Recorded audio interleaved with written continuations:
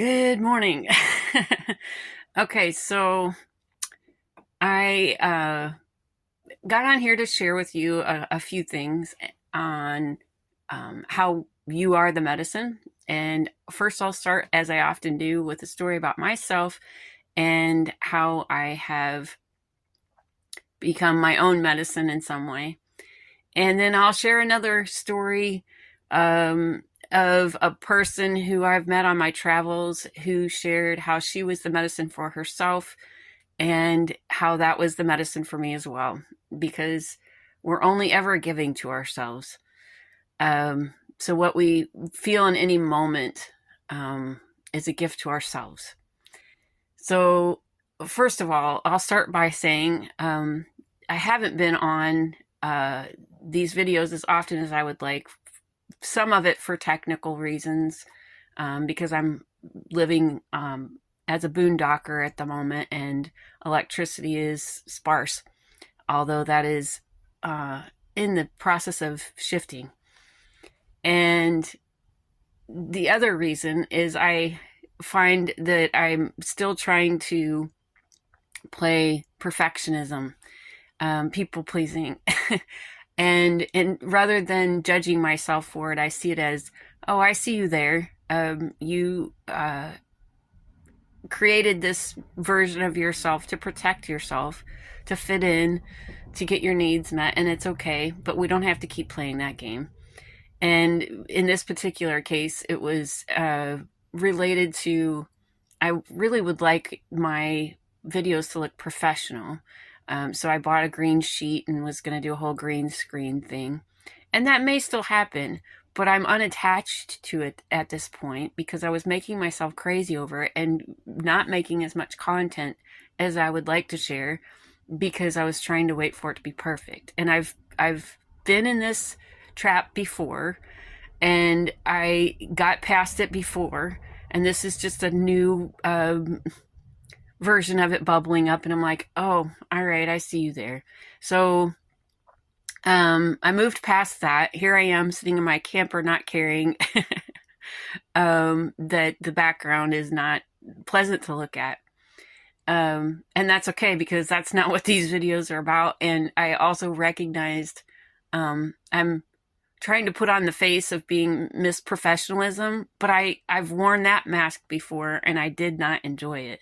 So why would I choose a lifestyle that I know is not my preference? So that said, this lifestyle has lent itself to getting to meet like-minded friends, and one of those friends, whose name I'll call Jane, she and I have been camping for the last couple of days together and have gotten very deeply acquainted with things that you don't typically share with somebody you've only known for, I met her maybe a couple weeks ago. And one of the stories that unfolded in real time yesterday was related to a situation with her mother. And her mother is currently experiencing dementia. And she had asked her mother to cancel a bill or put a pause on it because it was a shared effort that they were in. You know, they were both participating with this bill. And rather than her mom saying, okay, great, and asking maybe for some clarification on, you know, specific details, it turned into a barrage of text messages, some of which were focused on trying to change her mind. She thought that it was a bad idea. And to give a little more clarity on it, when I say they were in this bill together, the benefits of this contract were only for my friend, not for the mother. The mother just had her name on it because of a pre-existing arrangement. And so she, rather than the mom responding with sure I can help with that. Lots and lots of resistance. And my friend was feeling very frustrated and getting more and more upset, and asked me, how do you handle situations like this? And, we talked about boundaries, and we got into that a little bit. And we shared, she very much understood about the boundaries. We talked about, what could be the story underneath it. Is it about money? Is it about protecting her? And what and at one point she said no, she thought, above all of that, or maybe below all of that, was really about a codependency. Her mom wanting to feel needed. So the more drama she made, the more they could stay connected on this. And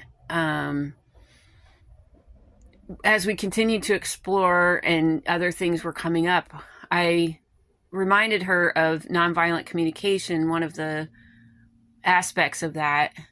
And if you're curious about it, put something in the comments, because I'd be glad to share more. One of the aspects of that is, but when you get past, making the observation, figuring out what the feelings, the needs are, and what the request is, below that you say, what feelings are in this for you? And the three buckets that you explore are anger, fear, and sadness. And it occurred to me as I was listening to her talk about her mother, after she got past the anger part of it, there was a lot of sadness there, and that I didn't think she was seeing that. And I said, let's explore those three buckets. And she, talked about the anger. That was an easy one, because she had already been exploring that. I feel frustrated. I feel annoyed. And recognizing these are her feelings, not someone else's. Nobody else is making these feelings but her. And she said, then I'm going to skip fear, because I think really it's sadness that I need to focus on. And I was, nodding internally, because what came up for me intuitively was she's grieving.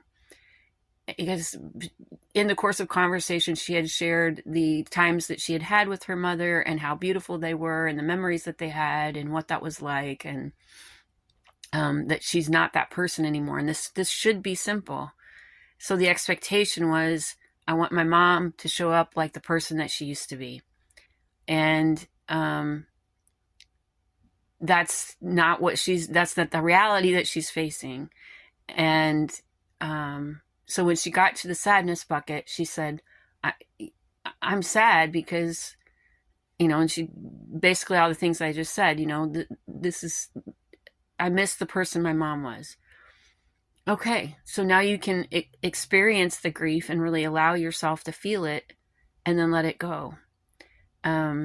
Regardless of what brought the dementia about, and whether it's real or imagined, it's the experience that her mother is having.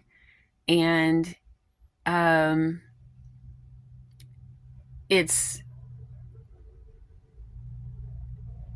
the only thing that my friend can do at this point is accept it and feel whatever she needs to feel, and then move on and find a way to meet her needs.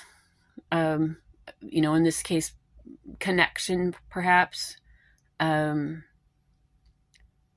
So as I'm listening to her say all of these things and allowing myself to sit with her in this, I felt her sadness as well, and let it go. Because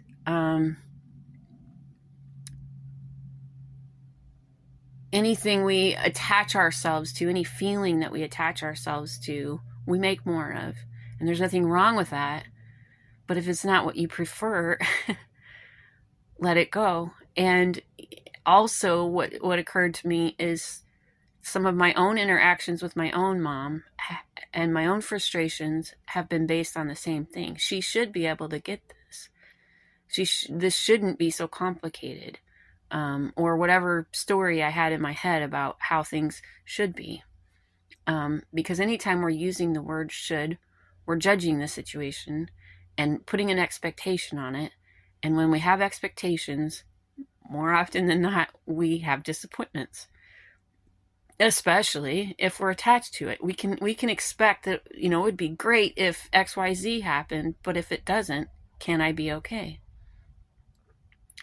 And what I keep coming back to, regardless of what feelings come up for me, is I can be okay. I can choose to experience this feeling and then let it go, and choose to experience the next one and let it go, because life is constantly changing and everything is temporary and all is well.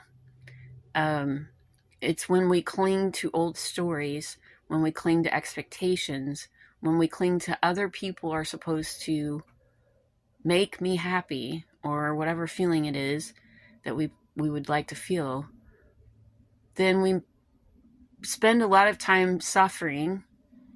And so when I say, and I have said in other videos, that suffering is a choice, this is what I'm saying. It doesn't mean that feelings you don't prefer never happen. It doesn't mean that. And it doesn't mean that basically the same thing, that you'll always be happy. It's that you can choose to be at peace with what's happening and recognize it's all temporary and it's all part of being human. And the less we make stories about things, the less we make those difficult feelings, and we just land in peace. So realizing that it's not your circumstances that create your happiness or your peace or your joy, it's you internally choosing that by accepting what is and making choices based on that knowledge, that truth in this moment. So remember, you are the medicine. I am the medicine. We each can shift our own reality by choosing differently.